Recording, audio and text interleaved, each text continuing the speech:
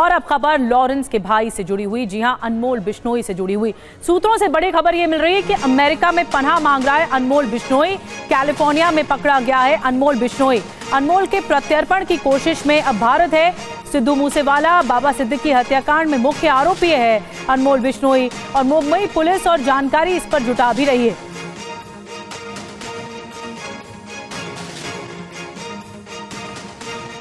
तो एक नया पैंतरा है इस गैंगस्टर का, अनमोल बिश्नोई का, जो सामने आया है और सूत्रों से क्या खबर मिल रही, खबर क्या है पहले ये जानिए। मुख्य आरोपी देखिए अनमोल बिश्नोई है और किस किस केस में?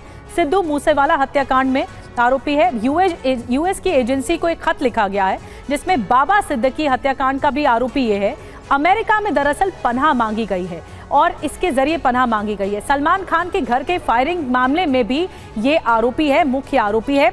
लेकिन अब भारत प्रत्यर्पण की कोशिश कर रहा है। प्रत्यर्पण से बचने के लिए अनमोल बिश्नोई ने ये चाल चली है कि अमेरिकी प्रशासन को ये खत लिखा गया, ये चिट्ठी लिखी गई है। कैलिफोर्निया की जेल में इस वक्त बंद है अनमोल बिश्नोई, लेकिन इस चिट्ठी में मांग क्या की गई है, भारत की जो एजेंसियां हैं वो किस हद तक पहुंची हैं अनमोल बिश्नोई को वापस भारत लाने के लिए, प्रत्यर्पित करवाने के लिए।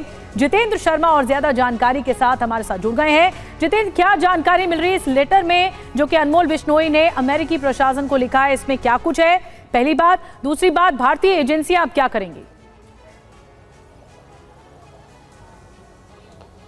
जी बिल्कुल, देखिए पिछले गुरुवार को अनमोल बिश्नोई कैलिफोर्निया में पकड़ा गया था। दरअसल उसके जो कागजात थे उसमें कुछ खामियां पाई गई इमिग्रेशन डिपार्टमेंट के दौरान, उसी दौरान उसको डिटेन किया गया और इस बात की जो जानकारी है वो भारतीय जांच एजेंसियों के साथ शेयर की गई।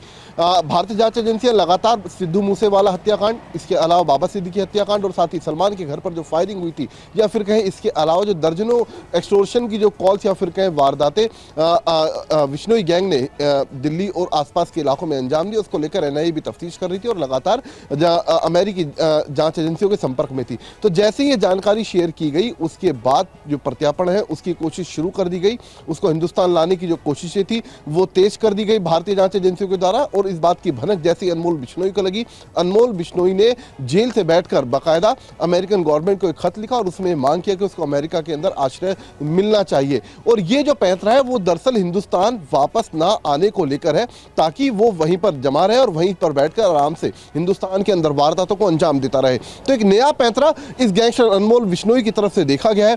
हालांकि भारतीय जांच एजेंसियों को कहना है कि वो लगातार अमेरिकी जांच एजेंसियों के संपर्क में है। लगातार कोशिशें की जा रही है कि जल्द से जल्द अनमोल बिश्नोई को वापस हिंदुस्तान लाया जा सके, ताकि जो केसेस उसके ऊपर चल रहे हैं उनकी तफ्तीश को आगे बढ़ाया जा सके। साथ ही जो रोहित गोदारा है, जो कि राइट हैंड बताया जाता है अनमोल बिश्नोई का, उसको भी ट्रैक करने की भारतीय जांच एजेंसियां लगातार कोशिश कर रही हैं।